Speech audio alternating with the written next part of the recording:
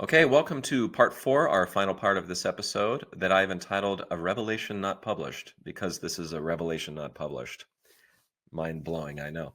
Anyway, so this is actually the end of what they call part two inside of Documents Volume 1. So we are moving right along in the chronology of the documents that we still have extant, according to the Joseph Smith Papers editors. So this revelation was given in, quote, early 1830. That's the best that we can do. For an introduction to this, it, as far as I know, and as far as I can see, has never been published in any publication of Joseph Smith or any in modern times. So where do we get it from? We get it from Revelation Book 1. It is called a commandment, AD 30. Looks like they forgot the M there, which is too bad. Excuse me. Very fancy handwriting, though, so thank you for that, John. It has some editing marks, so it looks like they were intending on publishing this, but it doesn't show up in the Book of Commandments. It doesn't show up in the Doctrine and Covenants during Joseph's lifetime or afterwards. So in Revelation Book 1, where this falls is after section 21. So it goes, we just had section 19, then we get section 21. And then there's a lot of these little revelations that we get, these little commandments that we get in Revelation Book 1. Those are later merged into section 23, what we now call section 23, the Doctrine and Covenants. And then we get this. So what are the circumstances around this? Where, it's only in Revelation Book 1. That's the only place you see it. It actually is surrounding the idea of securing a copyright for the Book of Mormon in Canada, what we would now call Canada. It was not called Canada at the time. We'll get to that in a second, too. So this is a shout out to all you Canadians out there. You know who you are. So the historical introduction for this one, it says, in January 1830, Abner Cole, who printed the Palmyra Reflector on the same press being used for the Book of Mormon, tested the pre-publication copyright, nice way of saying that, by printing a portion of the Book of Mormon in his newspaper without authorization. The problem was quickly resolved, in part because Joseph Smith asserted his copyright authority. Shortly after that confrontation, this revelation commanded Joseph Smith to expand copyright protection of the Book of Mormon throughout the world, which is what it talks about. Further to that, it says, although the agreement permitted Harris to collect $3,000 from the sale of the books, this revelation, possibly dictated about the same time, explicitly excluded Harris from sharing in the temporal blessings associated with the wider sale and distribution of the Book of Mormon. As shown in the text transcribed below, the revelation promised blessings to those who have assisted Joseph Smith. Quote, yea, even all save Martin only, which was scratched out later. 3 layers of deletion obscured Harris's name. Hiram Page later wrote that the necessary preparations for the trip to Upper Canada were made, quote, in a sly manner so as to keep Martin Harris from drawing a share of the money, unquote. So Hiram Page, little negative here. Let's talk about him for a second. So he is one of the 8 witnesses to the Book of Mormon, which would make sense why he was a part of this copyright securing thing going on in Canada. There is a revelation about him, actually, what we now call Section 28, which we will visit in a later episode, which had directed Hiram Page, who claimed to have a stone from where we could also receive revelations, to stop. And this is a revelation that secures this idea that there is only one person in the church at the time that has the right to receive revelations for the entire church. And this is this can get to be a sort of a debated or a sort of a sensitive topic where it's like, hey, I've received a revelation for you, and well, you don't have the right to do that. Only the prophet can do that, all that kind of stuff. That was the tone of voice of Section 28, directed at Hiram Page. He actually does put it aside. He says he had a stone that he was receiving revelations from. The Lord, so to speak, in this section, in Section 28, kind of says, no, that's not real, and put it away. And Hiram does. He actually acquiesces to it. So he's a pretty cool guy. He does leave the church in 1838. Even though he was one of the 8 witnesses. And he joins Thomas B. Marsh, who, as we mentioned in a previous part of this episode, also left the church over a sort of a domestic dispute, so to speak, a partnership between them and another family. Thomas B. Marsh starts what's called the Church of Christ, and Hiram joins that church in 1838. So he leaves the church before Joseph is killed. And so just a little bit about who he is. This revelation is interesting. And this might, depending on how you want to see this, in sort of bland terms, it doesn't seem to work or come to pass. But there are some interesting thoughts here that are written about this particular revelation. So just reading here from, again, the Joseph Smith papers, it says, Cowdery Page and likely the other two traveled to Kingston in response to the revelation, but they failed to obtain a copyright. A local resident apparently informed them that they were more likely to secure a copyright if they went to York, the capital of Upper Canada. But rather than travel more than 160 miles farther, they returned home and reported to Joseph Smith at the home of Peter Whitmer Sr. in Fayette. Almost six decades later, David Whitmer questioned the legitimacy of the revelation because of the group's failure to secure a copyright. He claimed that in a council held on the 1st of November 1831 to consider printing the revelations, Joseph Smith repudiated the revelation. Whitmer further stated that he and Jacob and John Whitmer were present when Cowdery and Page returned.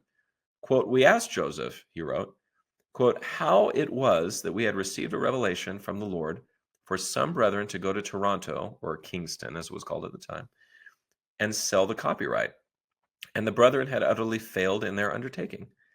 Joseph reportedly inquired of the Lord through the Urim and Thummim, and according to Whitmer, received a revelation that stated, quote, some revelations are of God, some revelations are of man, and some revelations are of the devil. Page, however, left no indication in his recollection that he was bitter about the revelation or his trip to Canada. So Hiram Page seemed to be okay with it. Now, this is according to David Whitmer, that Joseph repudiated it, got a revelation that said, yeah, maybe this wasn't a real revelation. However, the minutes of that meeting, which we have, make no mention of any of this. So do you want to believe David Whitmer, or there's nothing in any other record that shows that ever happened? Hard to know. He had left the church later on in his life. So anyway, take that as you will. Again, we're just taking what we have in front of us. There's a couple of fairly interesting explanations to this, which I found interesting. So British common law at the time, and so this was all the Dominion of Britain at the time. This is 1830, but the British common law at the time required all copyrights to be obtained in an office in London, which would explain why the copyright to the whole world wording is in the Revelation. So copyright law wasn't changed until 1832, and it wasn't really enacted until 1841. So what was interesting is, even though they went, they would have had to go all the way to London to actually get a copyright that was respected in Canada, which would have also covered them in London. Now, eventually we did get those copyrights and all that kind of stuff, but just to kind of explain, like, there was a lot of very legitimate reasons why this never came to pass, in my opinion, based on this. So footnote 7 from this revelation, which I thought was kind of fun, where they went to, was the 4 provinces likely referred to Upper Canada, which is now Ontario, Lower Canada, now Quebec, New Brunswick, and Nova Scotia, the 4 provinces that combined in 1867 to form the Dominion of Canada. So this is a pre-Canada that we're actually going to, which would make sense why getting a copyright would have been tough. So any of you who know Canadian history, any of you Canadians out there, I don't know if you know that 1867 was the date. I hope you do, because I'm not Canadian, and I feel like I would have known that. So I apologize that I didn't know that. That's a very interesting, I didn't know how it was formed. Enough about me. What I do love about this, and I will read it in a moment, is that there are 2 amens sort of written down. The first was an addition from Sidney Rigdon, possibly to cut the revelation short before the publication, since the rest had not come to pass yet. And the final is part of the original. So Sidney Rigdon went in there and he's like, why don't we just put amen here and just like not publish the rest of this, right? Anyway, it never got published in the first place. So as the final portion to this is everything that I know about this whole thing. And I've given a little of the aftermath of what this was. If you will bear with me, I am going to now read the revelation that we get here. So enjoy. 23rd Commandment, AD 1830. A revelation given to Joseph Oliver Cowdery, Hiram Page, Josiah Stoll and Joseph Knight Sr., given at Manchester, Ontario County, New York. Behold, I, the Lord, am God. I created the heavens and the earth, and all things that in them is. Wherefore they are mine, and I sway my scepter over all the earth, and ye are in my hands to do, to will, and to do, that I can deliver you out of every difficulty and affliction, according to your faith and diligence and uprightness before me. And I have covenanted with my servant, that earth nor hell combined against him shall not take the blessing out of his hands, which I have prepared for him, if he walketh uprightly before me, neither the spiritual nor the temporal blessing. And behold, I also covenanted with those who have assisted him in my work, that I will do unto them even the same, because they have done that which is pleasing in my sight. Yea, even all save Martin only, it be one only.